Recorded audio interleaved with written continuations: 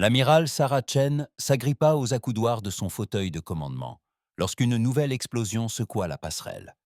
Des voyants rouges clignotèrent sur tous les écrans. L'écran principal affichait ce qui restait de la flotte de défense terrestre, et cette vision lui retourna l'estomac. 47 vaisseaux avaient résisté à l'invasion Krell 12 heures plus tôt. Il n'en restait plus que 19 qui combattaient encore. Une autre plateforme détruite, annonça le lieutenant Morrison depuis son poste. Sa voix restait calme, mais ses mains tremblaient. C'est la plateforme de défense orbitale numéro 7. Toutes les armes se sont tues. Sarah hocha lentement la tête. Elle avait vu chaque plateforme tomber, l'une après l'autre. Des structures gigantesques, construites en des années, furent réduites en cendres en quelques secondes sous les tirs Krell. Chaque explosion signifiait des centaines de morts. Chaque perte rapprochait la Terre de la destruction totale. La flotte ennemie emplissait l'espace au-delà de la Terre, comme un essaim d'insectes enragés. 300 vaisseaux de guerre Krell, chacun hérissé d'armes. Leurs coques sombres absorbaient la lumière, leur donnant l'apparence de trous dans l'espace. Les Krell avaient conquis 17 systèmes stellaires avant d'atteindre la Terre. Ils écrasaient toute résistance. Ils ne faisaient preuve d'aucune pitié. « Où en est le Valiant ?» demanda Sarah. Morrison consulta son écran. « Gros dégâts. Le capitaine Rodriguez estime qu'ils peuvent encore se battre pendant 1 heure environ. » Après cela, leur réacteur tombera en panne. Sarah ferma les yeux un instant. Le Valiant était l'un de leurs vaisseaux les plus récents. S'il était en fin de vie, les plus anciens étaient probablement dans un état bien pire. Elle rouvrit les yeux et observa l'écran tactique. Chaque vaisseau qu'elle voyait représentait des amis, des personnes avec qui elle s'était entraînée, avaient partagé des repas et des rires. Ils allaient tous mourir ensemble. Amiral, transmission entrante du vaisseau Amiral Krell. L'officier de transmission ordonna. Affichage à l'écran. L'affichage changea. Le seigneur de guerre Texcar apparut, ses 4 yeux brillants d'une froide satisfaction. Le commandant Krell mesurait plus de 2,40 m, son corps blindé couvert de cicatrices témoignant de 1000 batailles. Chaque cicatrice, il l'avait méritée en anéantissant des civilisations entières. Amiral humain, dit Texcar dans un anglais parfait. Les Krell apprenaient toujours les langues de ceux qu'ils conquéraient. Cela rendait les demandes de reddition plus personnelles. Votre résistance est divertissante, mais inutile. Nous avons détruit la Confédération de Velen. Nous avons écrasé l'Empire de Thor. Votre flotte primitive ne peut pas nous arrêter. Sarah se leva de sa chaise. Elle refusait de rester assise face à ce monstre. Alors, pourquoi me parlez-vous au lieu de vous battre ? La bouche de Texcar s'ouvrit dans ce qui ressemblait à un sourire. Ses dents semblaient assez acérées pour couper du métal. Parce que je ne gaspille rien, vous avez bien combattu pour des primitifs. Vous avez détruit 7 de mes vaisseaux. C'est plus que la plupart des espèces n'y parviennent. Je vous offre une dernière chance. Rendez-vous maintenant. Votre peuple deviendra ouvrier au service du Dominion. Vos soldats serviront dans nos armées. Vous vivrez en esclaves, mais vous vivrez. Et si nous refusons, dans 6 heures, il ne restera de votre espèce que poussière et souvenirs. Nous brûlerons votre planète jusqu'à ce que les océans s'évaporent. Nous réduirons votre lune en miettes. Nous effacerons toute trace de l'existence humaine. Texcar se pencha vers la caméra. Ce n'est pas une menace, c'est une promesse. Je l'ai déjà fait. Je le referai. Sarah sentait tous les regards posés sur elle sur le pont. Sur Terre, des milliards de personnes se réfugiaient dans des abris souterrains, espérant que leurs militaires pourraient les sauver. Dans la flotte, des milliers de marins attendaient sa décision.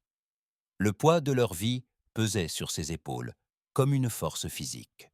« Je dois consulter le gouvernement terrien », dit Sarah. « Vous avez 6 heures, pas une seconde de plus. » La transmission s'interrompit. Un long silence s'installa sur la passerelle. Puis Morrison prit la parole. « Amiral, Nous pourrions évacuer une partie du personnel. Les vaisseaux coloniaux en orbite lunaire pourraient accueillir environ 1 million de personnes. Nous pourrions les envoyer sur place, en espérant qu'ils trouvent de refuge, et abandonner 8 milliards d'autres. Sarah secoua la tête. Non, nous combattons. Madame, avec tout le respect que je vous dois, nous ne pouvons pas gagner ce combat. Leur flotte est trop importante. Nos armes égratignent à peine leurs boucliers. Sarah se dirigea vers le hublot principal. La terre s'étendait en contrebas, bleue et magnifique. Elle pouvait voir les lumières des villes tamisées pour limiter les possibilités de ciblage. Elle pouvait voir les nuages tourbillonner au-dessus des océans où elle avait appris à nager enfant. Là-bas, tous comptaient sur elle pour les sauver, et elle n'en avait aucune idée.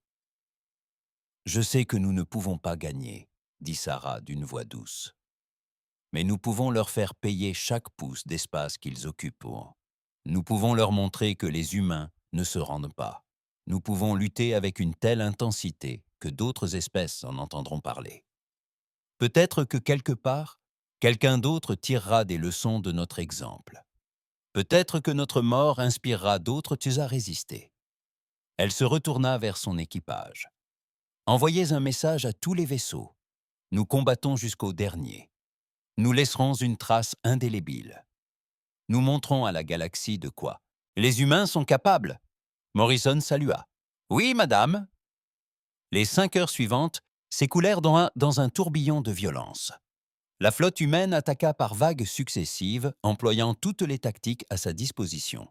Ils percutèrent les vaisseaux Krell avec leurs navires endommagés. Ils tendirent des pièges dans les champs d'astéroïdes. Ils tirèrent tous leurs missiles, toutes leurs torpilles, toutes leurs munitions.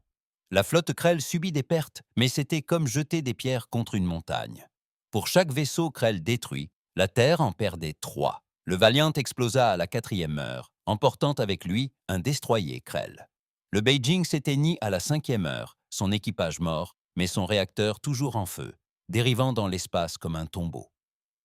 Le Mumbai tenta de battre en retraite, ses moteurs endommagés, et fut coupé en 2 par le plasma Krell. Sarah assista à toute la scène. Elle donnait des ordres d'une voix calme, le cœur brisé. Elle coordonnait la défense, sachant pourtant qu'elle était perdue d'avance. Elle se battait encore lorsque les 6 heures s'écoulèrent. Dexcar réapparut à l'écran. « Ton temps est écoulé, humaine. Tu as choisi la mort. Qu'il en soit ainsi. » Tous les vaisseaux ciblaient la surface de la Terre. Bombardement planétaire, en marche. La flotte Krell se mit en position, armes chargées, prête à déchaîner le feu sur la planète. Sarah se tenait sur sa passerelle, attendant la fin. Soudain, tous les capteurs de tous les vaisseaux se mirent à hurler d'alarme simultanément. « Amiral !» cria Morrison. « Contact ! Un vaisseau inconnu vient d'entrer dans le système. Où ? Montrez-moi !» L'écran tactique se mit à jour. Quelque chose d'imposant était apparu à la lisière du champ de bataille, se déplaçant à une vitesse incroyable. Il s'était immobilisé, immobile dans l'espace, comme s'il observait. « Pouvez-vous l'identifier ?» demanda Sarah. La réponse fut négative. « Nos capteurs ne parviennent pas à le détecter. Il ne ressemble à rien dans notre base de données. Ce n'est pas un Krell, ce n'est pas un Velen, ce n'est aucune espèce connue. » Sarah fixa le contact inconnu. Pour la première fois depuis des heures, elle ressentit autre chose que du désespoir. Elle sentit un espoir. Infime et fragile, mais bien réel. « Essayez de les contacter, » ordonna-t-elle. Morrison actionna ses commandes. « Aucune réponse, madame. » Sur l'écran, une partie de la flotte Krell se détacha, 20 vaisseaux se dirigeant vers le vaisseau inconnu. La voix de Texka retentit sur le canal de commandement. « Éliminez ce contact. Rien ne doit interférer avec le Dominion. » Sarah observa l'escadron Krell s'approcher du mystérieux vaisseau. Elle retint son souffle. Soudain, l'impossible se produisit. Le vaisseau inconnu se dévoila. L'engin qui apparut devant eux ne ressemblait à rien de ce que Sarah avait jamais vu. Il était gigantesque, facilement 2 fois plus grand que le plus imposant cuirassé Krell. Mais ce n'était pas sa taille qui la fascinait. C'était la conception qui posait problème. La coque était couverte de rustines, de réparations et de modifications. On aurait dit que quelqu'un avait reconstruit ce navire pendant des siècles, en y ajoutant des pièces provenant d'une douzaine de sources différentes. Des armes hérissaient chaque surface, mais elles étaient toutes de type et de style différents, comme si elles avaient été collectées au cours d'un long voyage. D'étranges symboles recouvraient le blindage. Sarah plissa les yeux, essayant de comprendre ce qu'elle voyait. « Mon Dieu » murmura Morrison. « Ces inscriptions, certaines sont en anglais. » « Quoi ?» Sarah se pencha en avant. « Montrez-moi un gros plan. » L'écran effectua un zoom sur la coque. Morrison avait raison. Parmi ces étranges symboles extraterrestres figuraient des lettres humaines, mais quelque chose clochait. Certaines inscriptions étaient dans des langues que Sarah reconnaissait. D'autres semblaient anciennes, comme des objets de musée. « Cette section-là, » montra Morrison, « c'est de l'anglais moderne. Mais cette partie-là, on dirait du vieux chinois. Et là, je crois que c'est du sanskrit ancien. »« C'est impossible, » dit Sarah. « Aucun vaisseau humain ne possède ces langues réunies. Il faudrait... » Amiral, l'escadron Krell engage le combat. Sarah reporta son attention sur l'écran tactique. 20 vaisseaux Krell encerclaient le bâtiment inconnu. Les armes se préparèrent. Elles firent feu simultanément, déchaînant un barrage dévastateur qui aurait dû pulvériser n'importe quel vaisseau. Les boucliers du mystérieux vaisseau s'illuminèrent d'un bleu éclatant. Les tirs des armes Krell s'abattirent et se dispersèrent comme la pluie sur la pierre. Pas un seul projectile ne parvint à l'atteindre. « Les boucliers tiennent à 100%, annonça Morrison, la voix empreinte de stupeur. « C'est impossible. Nos meilleurs boucliers auraient cédé sous la moitié de cette puissance de feu. » Le vaisseau inconnu ne riposta pas. Il resta immobile, encaissant les tirs. Les Krell tirèrent de nouveau, encore et encore. À chaque fois, les boucliers résistèrent parfaitement. Puis, soudain, tout changea. Tous les capteurs du vaisseau Krell s'éteignirent. Sarah put le constater sur ses écrans. L'escadron Krell s'est retrouvé complètement aveugle. Ses systèmes de ciblage étaient hors service, ses communications coupées. « Que s'est-il passé ?» demanda Sarah. « Une sorte d'attaque de guerre électronique, » répondit Morrison. « Mais je n'ai jamais rien vu de pareil.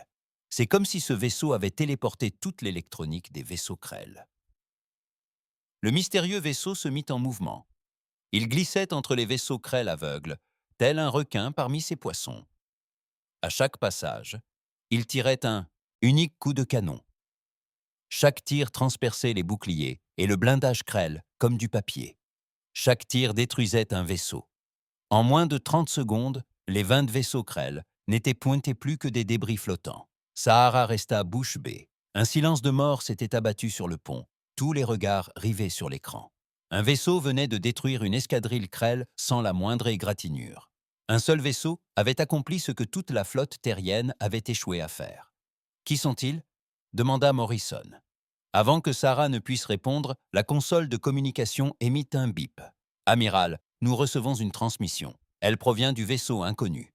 Transmettez-la. Des parasites saturent les haut-parleurs. » Puis une voix se fait entendre, parlant anglais. Mais l'accent est étrange, désuet, comme celui de quelqu'un d'il y a des siècles essayant de parler une langue moderne. Vaisseau terrien indomptable.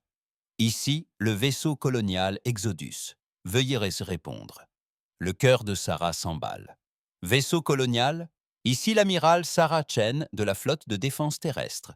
Exodus, veuillez vous identifier. De quelle colonie êtes-vous originaire? Un silence. Puis, amiral Chen, ici le capitaine Marcus Vail, commandant de l'Exodus.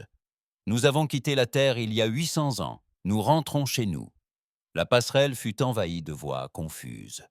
Morrison se tourna vers Sarah, le visage pâle. « Amiral, il y a 800 ans, une mission de colonisation a eu lieu. La première. Mais ils ont disparu. Le navire s'appelait l'Exodus. Il a sombré corps et biens.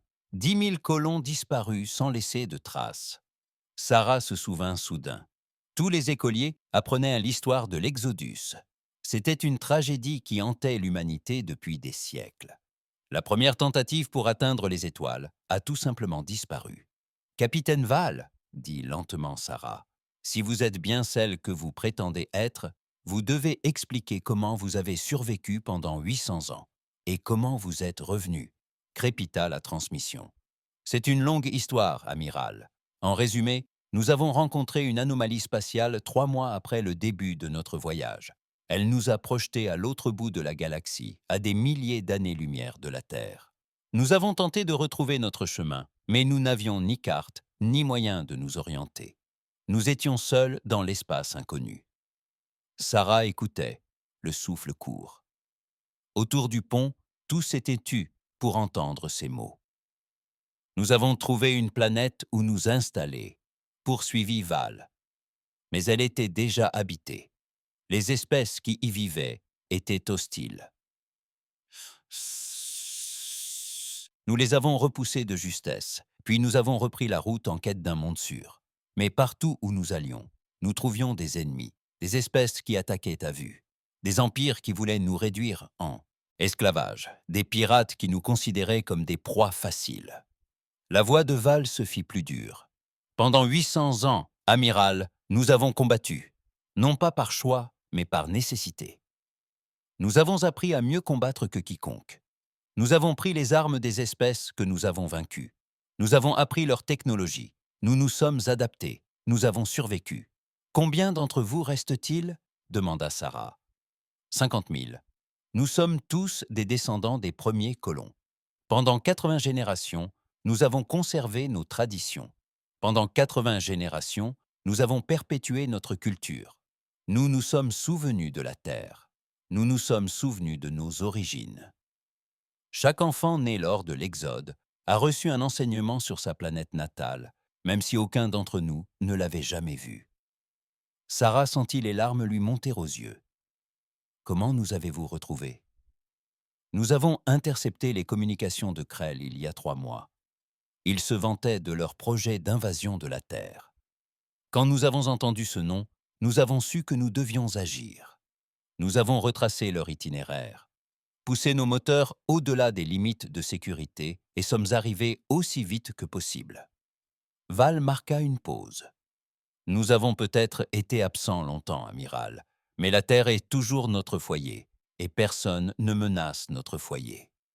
Sarah regarda l'écran principal où la flotte Krell était toujours en formation, se préparant à bombarder la Terre. Puis elle regarda l'Exodus, ce vaisseau improbable piloté par les descendants d'un peuple qui avait refusé de perdre espoir. « Capitaine Val, les Krell nous ont lancé un ultimatum. Capituler ou mourir. Ils ont 300 vaisseaux. Il nous en reste moins de 20. Nous le savons, répondit Val. Nous surveillons la situation. C'est pourquoi nous sommes venus. Amiral Chen, je demande l'autorisation de rejoindre votre flotte de défense. Sarah faillit rire. Un seul vaisseau, même aussi puissant que l'Exodus, ne pourrait pas arrêter 300 vaisseaux Krell. Mais après tout, elle venait de voir ce même vaisseau en détruire 20 en quelques secondes. Autorisation accordée, capitaine. Bienvenue chez vous. Montrons à ces salauds ce dont les humains sont capables. Compris, amiral. L'Exodus se met en position d'attaque. Amiral, nous avons quelque chose pour vous. Transmission de notre base de données de combat en cours. Tout ce que nous avons appris en 800 ans de guerre. Partagez-la avec votre flotte. Vous allez en avoir besoin. Les données affluèrent dans les ordinateurs de l'Indomitable. Les yeux de Morrison s'écarquillèrent tandis qu'il les examinait. Amiral, c'est incroyable. Des manœuvres tactiques, modifications d'armement, configuration de boucliers, des milliers de rapports de bataille sont ici, des stratégies contre des espèces dont nous n'avons jamais entendu parler. Sarah observa l'Exodus rejoindre sa flotte. L'immense vaisseau se positionna en séête de la formation, entre la Terre et les Krell. Sur le vaisseau amiral Krell, le seigneur de guerre Texcar devait être aux premières loges. Sa voix, emplie de rage, résonna dans les communications. « Qu'est-ce que c'est que ça? Quelle ruse primitive essayez-vous de nous jouer ?» Sarah sourit. Pour la première fois depuis des heures, elle sourit. « Pas de ruse, seigneur de guerre. Juste de vieux amis qui rentrent à la maison. Vous vouliez voir de quoi les humains sont faits. Vous allez bientôt le découvrir.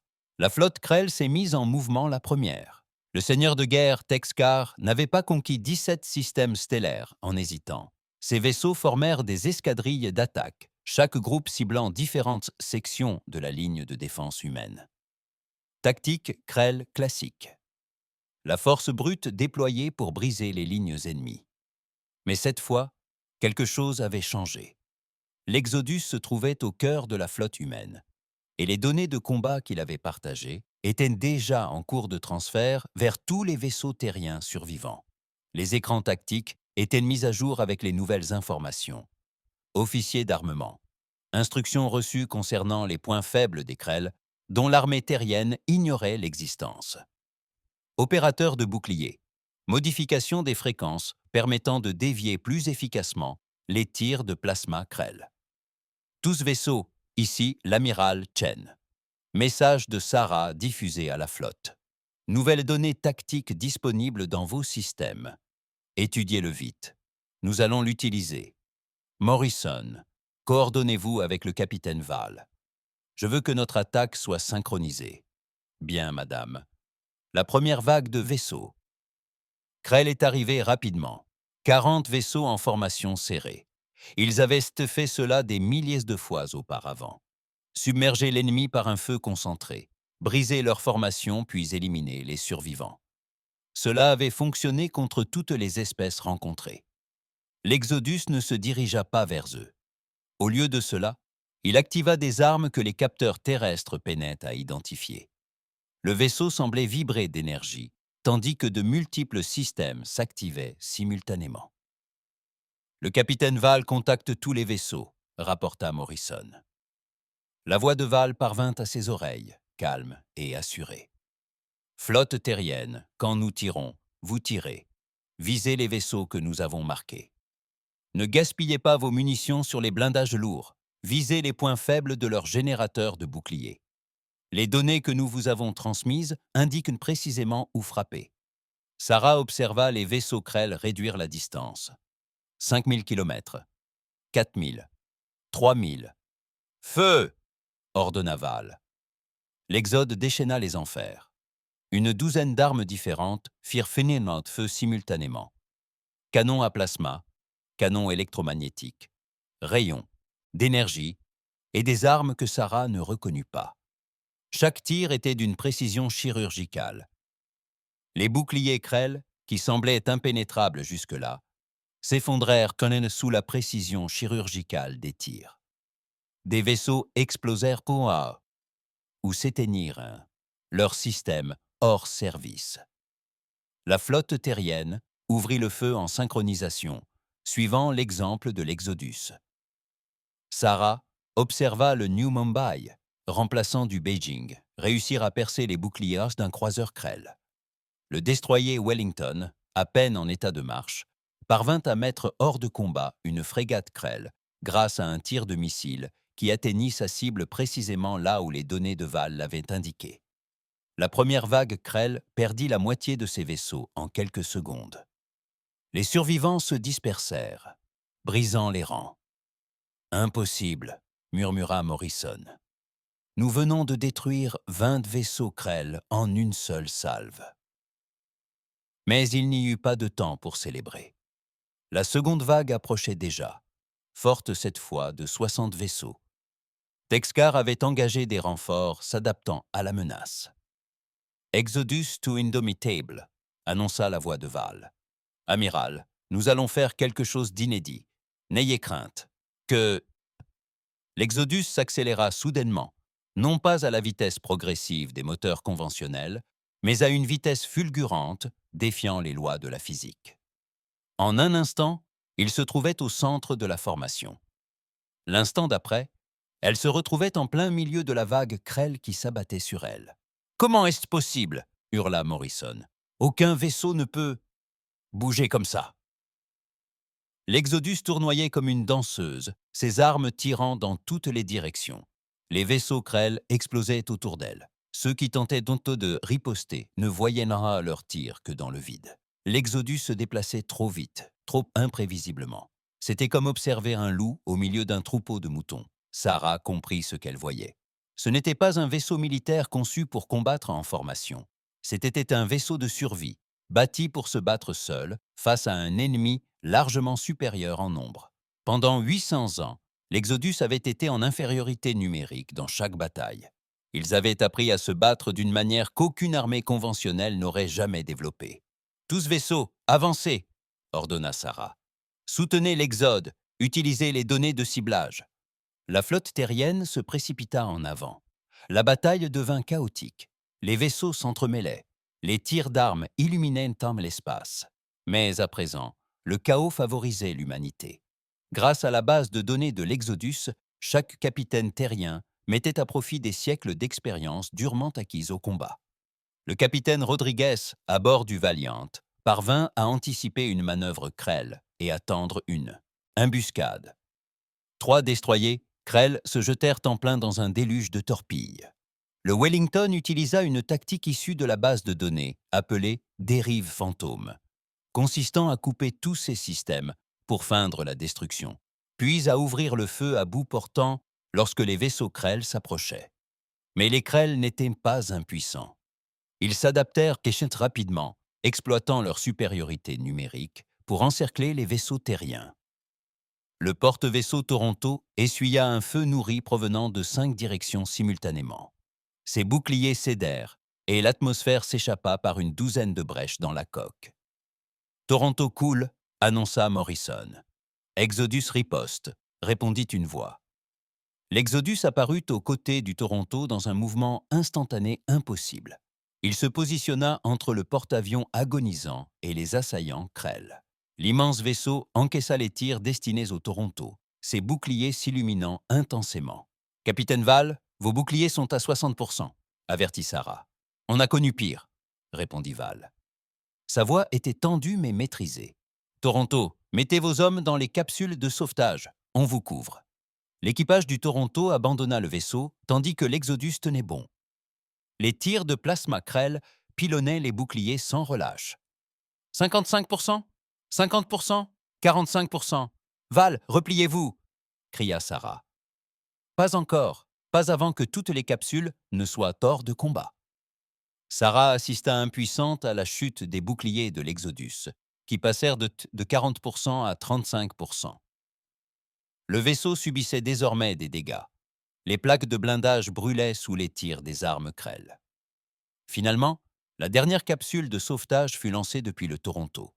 « Tout est clair », annonça Val. « Exodus se retire. » Le vaisseau disparut de sa position et réapparut près de l'Indomitable. Sarah pouvait désormais constater les dégâts. Des parties de la coque étaient noircies. Certains sabords d'armes avaient été détruits. Mais le vaisseau continuait le combat. « Rapport des dégâts », demanda Sarah. « Ça pourrait être pire », répondit Val. Il y avait une pointe d'humour noir dans sa voix. « Une fois, nous avons combattu une espèce appelée les Xartes pendant 3 jours d'affilée, sans interruption. Ce n'est rien. » Sarah consulta son écran tactique. La bataille durait depuis 30 minutes. Les Krell avaient perdu 70 vaisseaux. La Terre en avait perdu 3 autres, mais l'Exodus avait sauvé les équipages. Pour la première fois, l'humanité infligeait plus de dégâts qu'elle n'en subissait, mais il restait encore plus de 200 vaisseaux Krell. La voix de Texka résonna sur le canal de commandement. « Quel est ce vaisseau? Quelle espèce construit un tel engin ?» Sarah sourit froidement. « C'est un vaisseau humain, seigneur de guerre. Les premiers humains à avoir atteint les étoiles. Ils se sont battus dans l'ombre pendant 800 ans et ils viennent tout juste de rentrer pour sauver leur planète. Vous vous êtes attaqué à la mauvaise espèce. Impossible. Les humains sont faibles. Nous avons étudié votre armée. Votre technologie est primitive. Vous avez étudié l'armée de la Terre, corrigea Sarah. Vous n'avez jamais rencontré les colons qui ont appris à se battre sans soutien, sans renfort, sans pitié. Ils ont tiré des leçons de chaque espèce qu'ils ont combattue, et maintenant, ils vont vous apprendre ce que signifie menacer l'humanité. » Le rugissement de rage de Texkar résonna dans les haut-parleurs. « Tous les vaisseaux, concentrez vos tirs sur ce vaisseau inconnu. Détruisez-le. » Je ne veux rien laisser d'autre que des atomes. » Toute la flotte Krell se tourna vers l'Exodus. 230 vaisseaux, toutes armes chargées. Une puissance de feu suffisante pour vitrifier une planète. La voix de Val parvint aux oreilles, toujours calme. « Amiral Chen, nous allons subir un choc violent.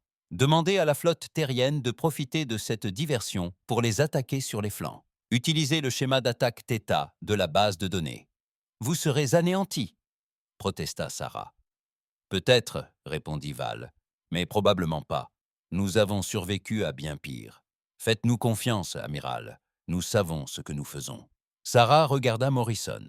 Le jeune officier la regarda en retour, attendant ses ordres. Elle prit une profonde inspiration. Tous les vaisseaux. Exécutez le schéma d'attaque Theta. Frappez-les pendant qu'ils sont concentrés sur l'Exode. Chaque tir doit être décisif. La flotte Krell fit feu à l'unisson. Un mur de plasma et de missiles convergea vers l'Exode. Les boucliers de l'immense vaisseau colonial s'illuminèrent si intensément que Sarah dut détourner le regard de l'écran. Et pourtant, miraculeusement, les boucliers tinrent bon. Sous le feu nourri de 200 vaisseaux de guerre Krell, les boucliers de l'Exodus brillaient comme un petit soleil.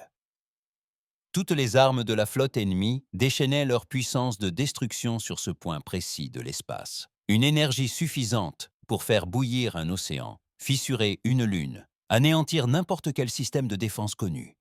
Mais l'Exodus ne céda pas. Ses boucliers se tordirent face à ses armes, vacillèrent, se tendirent, mais ils tinrent bon. Sarah regarda les chiffres défiler sur son écran, la puissance des boucliers diminuant lentement. 70%, 65%, 60%. Le vaisseau perdait de l'énergie, mais il ne s'éteignait pas. « Comment font-ils » demanda Morrison stupéfait. « 800 ans à apprendre à ne pas mourir » répondit Sarah. « Ils ont probablement combattu des espèces dotées d'armes 10 fois supérieures à celles des Krell. C'est une journée comme une autre pour eux. » Pendant que la flotte Krell concentrait tous ses efforts sur l'Exodus, la flotte terrienne a lancé l'attaque. Suivant le schéma d'attaque Theta de la base de données, les vaisseaux humains se sont divisés en 3 groupes et ont attaqué de différents angles. Le schéma était brutal et efficace, conçu par des hommes ayant livré d'innombrables batailles contre des forces supérieures en nombre. Le destroyer Wellington et 2 frégates frappèrent le flanc gauche des Krell. Ils visèrent les navires de commandement, ceux qui coordonnaient les mouvements de la flotte. Sans prévenir, 3 commandants Krell virent leurs navires exploser autour d'eux. Le flanc gauche rompit les rangs, les navires se dispersant dans la confusion. Le croiseur New Delhi mena l'attaque sur le flanc droit. Ils utilisèrent une manœuvre dite de défaillance en cascade. Ils endommagèrent dans le réacteur d'un navire juste assez pour le faire exploser. Et l'explosion endommagea les navires voisins. C'était une tactique de réaction en chaîne qui exigeait une précision absolue. L'équipage du New Delhi l'exécuta sans faute. 7 vaisseaux Krell furent anéantis par une vague de destruction dévastatrice. Sarah, à bord de l'Indomitable et de 4 autres vaisseaux, fonça droit au centre. Les Krell, tellement concentrés sur l'Exode, avaient laissé leur centre vulnérable. Le groupe de Sarah perça leur ligne comme un couteau dans du papier, tirant sur les moteurs et les systèmes de survie. Chaque tir n'avait pas besoin de détruire un vaisseau. L'endommager gravement était suffisant. « Val, comment te sens-tu » appela Sarah. « Boucliers à 45%, intégrité de la coque à 80%. Nous avons des incendies sur 3 ponts, mais les équipes de contrôle des avaries les maîtrisent. » La voix de Val était maintenant tendue, mais toujours assurée. « Continuez à les attaquer, amiral. On peut encaisser. » La flotte Krell commençait à réaliser son erreur. Ils s'étaient trop regroupés pour attaquer l'Exode et se retrouvaient désormais vulnérables. Les vaisseaux s'entrechoquaient, tentant de faire demi-tour et d'affronter la flotte terrienne. Pris de panique, certains commandants Krell tiraient sur tout ce qui bougeait, touchant leurs propres vaisseaux aussi souvent que ceux des humains. La voix de Texcar résonna sur tous les canaux. « Imbéciles, gardez la formation, ne rompez pas les rangs !» Un missile de l'Indomptable frappa le réseau de communication du vaisseau amiral Krell. La voix de Texcar s'interrompit. La flotte Krell perdit toute coordination. « Maintenant !» cria Sarah. « Tous les vaisseaux, effort maximal! Attaquez-les pendant qu'ils sont désorientés. » La bataille se transforma en un combat rapproché acharné. Les navires s'échangeaient en des tirs à quelques kilomètres de distance. L'exode prit enfin fin lorsque les vaisseaux Krell, face à de nouvelles menaces, passèrent à l'offensive. Ils se déplaçaient à travers la flotte ennemie tels des prédateurs, frappant et disparaissant, réapparaissant ailleurs, pour frapper à nouveau. Ces armes ne cessèrent jamais de tirer. Sarah aperçut un cuirassé Krell qui tentait d'éperonner l'Indomitable. Elle ordonna des manœuvres d'évitement, mais le vaisseau Krell était trop près, trop rapide. Impact dans 3 secondes, 2 secondes, 1 seconde, l'Exodus apparut entre eux. Soa, l'imposant vaisseau colonial, encaissa l'éperon destiné à l'Indomitable. La collision ouvrit une profonde brèche dans la coque de l'Exodus. L'atmosphère s'est évaporée dans l'espace. Des débris ont volé dans toutes les directions. « Val !» a crié Sarah, mais aucune réponse. Sous l'impact, l'Exodus a basculé et s'est mis à tournoyer de façon incontrôlable. Le cuirassé Krell qui l'avait percuté a reculé, se préparant à tirer à bout, portant sur la brèche qu'il avait ouverte. Puis, l'Exodus a cessé de tourner. Les propulseurs d'urgence s'activèrent, stabilisant le vaisseau. De la brèche béante sur son flanc, de l'intérieur exposé où Sarah pouvait apercevoir les flammes et la destruction, des sabords s'ouvrirent. L'Exodus fit feu avec toutes ses armes directement sur le cuirassé Krell. À cette distance, les boucliers Tess étaient inefficaces. Le vaisseau Krell s'est désintégré comme du papier. Exodus vers Indomitable. La voix de Val, rauque de douleur, parvint à destination. « On va bien, plus ou moins. On a perdu 60 hommes dans cette section, mais on continue le combat. Repliez-vous, capitaine, ordonna Sarah. Vous en avez assez fait. Avec tout le respect que je vous dois, amiral, non. On n'a pas traversé la galaxie pour se cacher quand les choses se compliquent. En plus, ces Krell commencent à m'agacer. » Malgré tout, Sarah laissa échapper un petit rire, à moitié hystérique, mais bien réel. Tous les vaisseaux encerclent l'Exodus. Ils sont endommagés, mais ils continuent le combat. Montrons-leur qu'ils ne sont pas seuls. La flotte terrienne se rassembla autour du vaisseau colonial endommagé.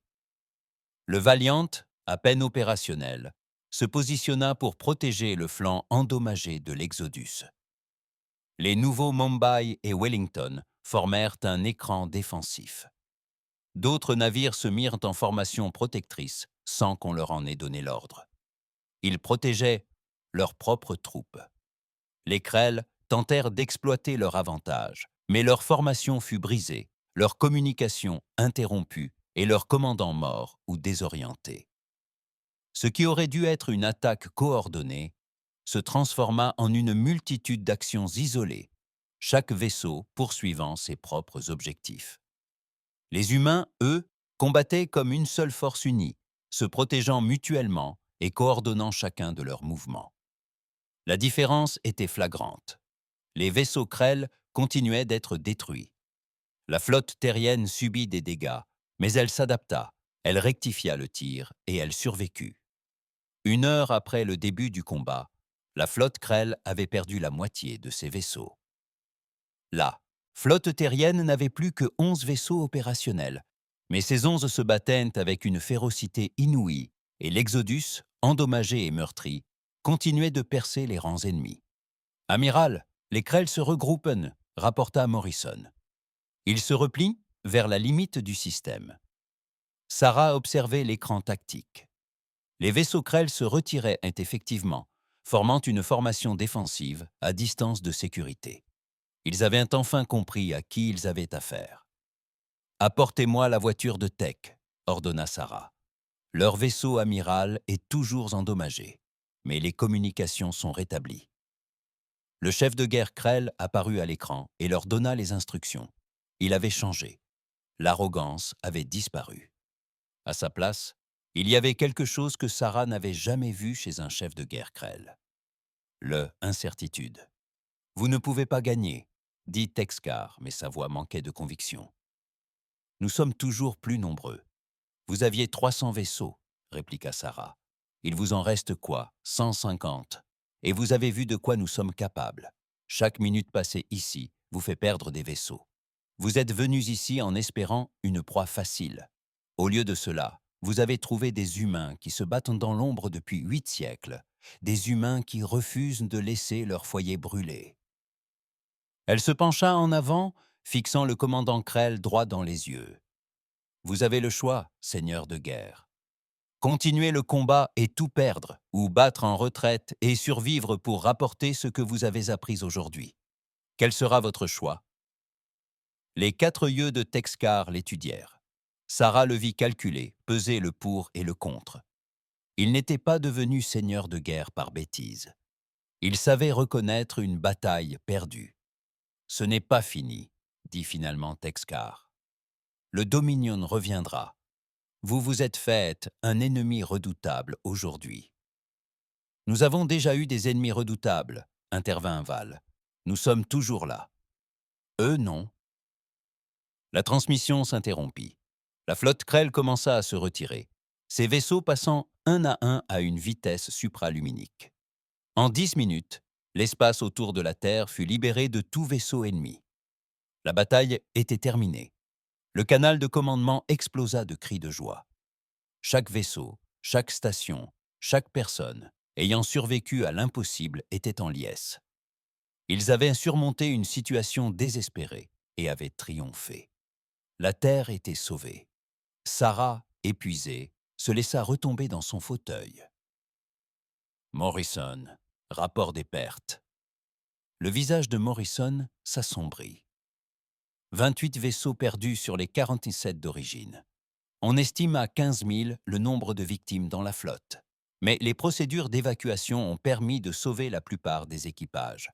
L'Exodus a subi de lourds dégâts. On annonçait 300 morts et 2 fois plus de blessés. 300 mortes. 15 000 au total. Ces chiffres semblaient irréels. Trop importants pour être vraiment compris. Sarah ferma les yeux, pensant à tous les noms qu'elle devrait retenir, à toutes les familles qu'elle devrait visiter. « Amiral, dit doucement Morrison, nous avons gagné. Contre toute attente, nous avons gagné. » Sarah ouvrit les yeux et contempla l'écran principal. La Terre y était suspendue, intacte et saine, et sauve. Et à côté, marquée par les cicatrices et les dommages, mais toujours fièrement déployée, se trouvait l'Exode, la colonie perdue qui avait retrouvé le chemin de son foyer après 800 ans. Les nomades revenus juste à temps pour sauver leur monde. « Oui, dit Sarah, nous avons gagné, et nous allons faire en sorte que tout le monde s'en souvienne. » 3 jours après la bataille, l'Exodus se mit en orbite autour de la Terre. L'immense vaisseau avançait lentement, prudemment, comme s'il craignait de trop s'approcher. Depuis le pont d'observation de l'Indomitable, Sarah observa le vaisseau colonial trouver sa position et s'immobiliser, suspendu dans l'espace tel une montagne de métal et d'espoir. « Il demande l'autorisation d'envoyer une navette sur Terre », a déclaré Morrison. « Le capitaine Vail et une délégation souhaitent fouler le sol de notre planète », a souri Sarah. « Autorisation accordée. Dites-leur d'atterrir à Cap Canaveral. C'est de là qu'ils sont partis il y a 800 ans. Il serait symbolique qu'ils y retournent. » Elle observa l'Exode un instant de plus, puis prit une décision. « J'y vais aussi. Je veux être là, à leur arrivée. » Le trajet en navette se déroula dans le silence. Sarah profita de ce temps pour consulter les rapports de dégâts, les listes de victimes et les calendriers de réparation. La flotte de défense de la Terre était dans un état déplorable. Il faudrait des mois pour la reconstruire. Mais ils la reconstruiraient. Ils étaient en vie pour cela. Le cap Canaveral était bondé à son arrivée. La nouvelle de l'Exode s'était répandue sur toute la planète en quelques heures. Les gens voulaient voir les descendants des colons disparus. Ils voulaient rencontrer les héros qui avaient sauvé la Terre. Des barrières de sécurité avaient été installées pour contenir la foule, mais Sarah sentait l'excitation palpable. La navette d'Exode descendit du ciel. Elle portait les stigmates du vaisseau dont elle était issue, rafistolée et réparée à maintes reprises. Elle se posa dans un sifflement hydraulique sur la même plateforme où, 800 ans plus tôt, le vaisseau colonial avait décollé, porteur de rêves d'un nouveau monde. La porte de la navette s'ouvrit. Le capitaine Marcus Vale sortit et Sarah aperçut pour la première fois l'homme qui avait sauvé sa planète. Il était grand, mince, avec des cheveux courts et foncés grisonnants aux tempes. Son visage était marqué de cicatrices et ses yeux semblaient avoir trop vu. Il portait un uniforme, mi-militaire, mi-armure improvisée, bien loin des uniformes impeccables de l'armée terrienne.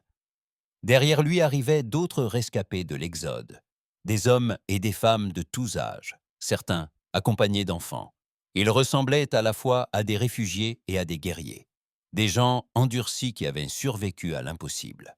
Ils se déplaçaient avec prudence, comme s'ils s'attendaient à une attaque à chaque instant. Mais leurs yeux brillaient d'émerveillement lorsqu'ils observaient les alentours. Val aperçut Sarah et s'approcha.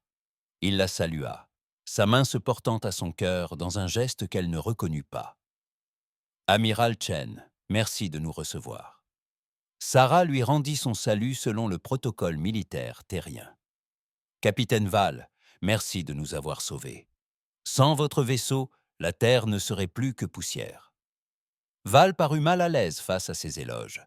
« Nous avons fait ce que n'importe quel humain aurait fait, protéger notre foyer. » Il leva les yeux vers le ciel, puis vers l'océan au-delà du spatioport. « J'ai vu cet endroit sur des disques et des vidéos toute ma vie.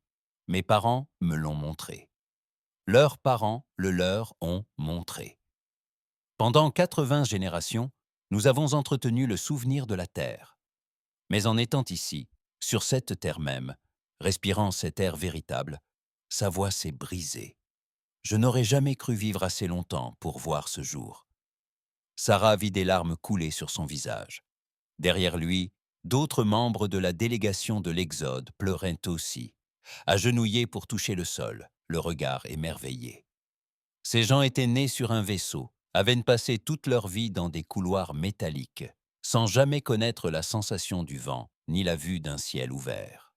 « Capitaine, » dit doucement Sarah, « votre peuple est chez lui, pour de vrai, cette fois. » Sarah dit doucement, « Votre peuple est rentré chez lui, pour de bon cette fois. » Val s'essuya les yeux et hocha la tête. « Chez lui, oui. » Il prit une profonde inspiration, se ressaisissant. « Amiral, nous devons parler, pas seulement de la bataille, mais aussi de la suite. » « Je suis d'accord. Laissons votre peuple quelques instants pour découvrir la terre. Ensuite, nous rencontrerons le gouvernement. » La réunion eut lieu 2 heures plus tard dans une salle de conférence préparée à la hâte. D'un côté, le président de la Terre, les chefs militaires et les conseillers scientifiques, de l'autre, le capitaine Val et ses officiers supérieurs. Sarah était assise entre eux, tentant de combler 8 siècles de séparation. Le président Okafor prit la parole le premier. « Capitaine Val, au nom de la Terre et de toute l'humanité, merci. Votre arrivée a sauvé des milliards de vies. Nous vous serons éternellement reconnaissants. » Val secoua la tête. « Vous ne nous devez rien, Monsieur le Président. La Terre et c'est notre foyer. Nous ne faisions que protéger ce qui nous appartient. » Il se pencha en avant. « Mais je dois être honnête avec vous. Les Krell reviendront. Nous les avons gravement blessés, mais nous ne les avons pas anéantis.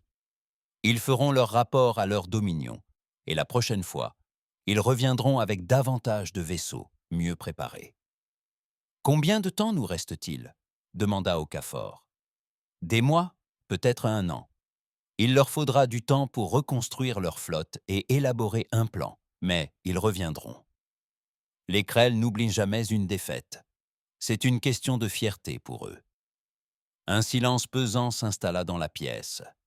Sarah s'y attendait, mais cette confirmation lui pesait encore lourdement. « Alors, nous nous préparons, » dit Okafor. « Nous reconstruisons notre flotte. Nous renforçons nos défenses. Et cette fois, nous serons prêts. » « Ce n'est pas suffisant, » déclara Val sans ambages. Monsieur le Président, avec tout le respect que je vous dois, la technologie terrestre a des siècles de retard sur celle d'ailleurs. Vos vaisseaux sont bons pour s'affronter entre eux, mais contre de véritables puissances galactiques comme les Krell, il vous faut de meilleures armes, de meilleurs boucliers. Tout est meilleur. Proposez-vous votre aide demanda Sarah. Vel la regarda puis balaya la table du regard ses officiers. Ils acquiescèrent. Il se tourna de nouveau vers la délégation terrienne. L'Exodus compte 50 000 personnes. Nous entretenons ce vaisseau et combattons depuis 800 ans. Nous savons des choses que la Terre n'a pas eu l'occasion d'apprendre. Nous pouvons partager ce savoir, vous aider à moderniser votre flotte, à entraîner vos soldats, à préparer vos défenses. En échange de quoi demanda l'un des conseillers militaires, suspicieux. En échange d'un foyer, répondit simplement Val. Mon peuple est épuisé, amiral. Nous errons dans la galaxie depuis 80 générations. Nous nous battons pour chaque miette. Nous voulons que cela cesse.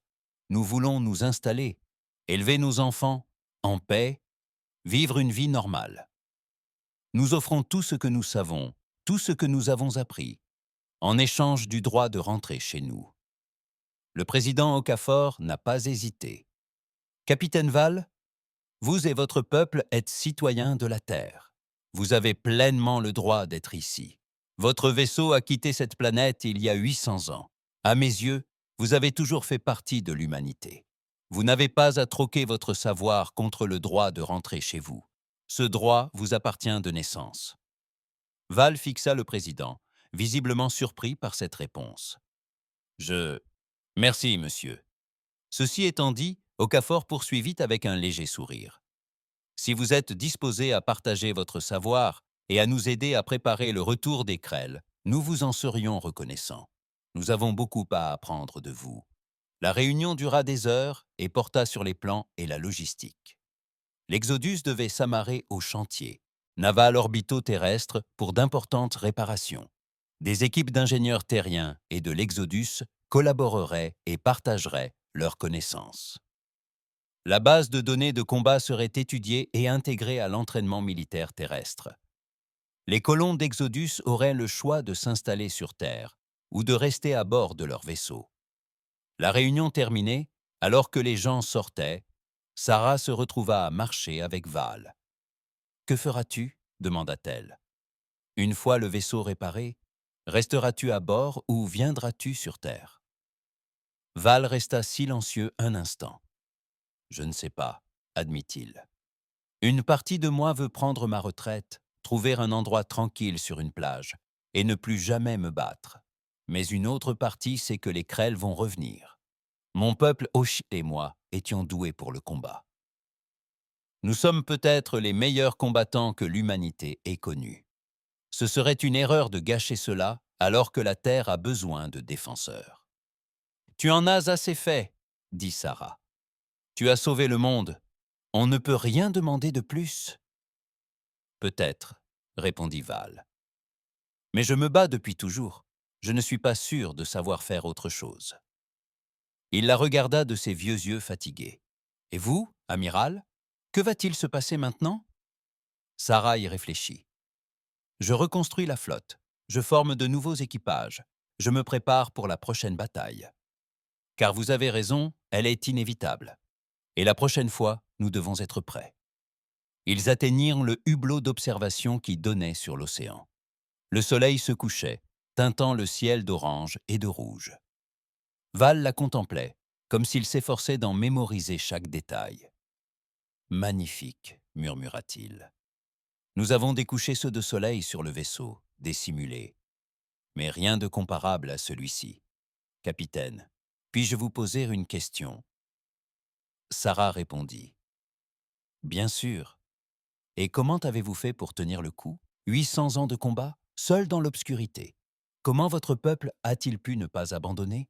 Val sourit, un sourire triste mais sincère. « Nous nous sommes souvenus de la Terre.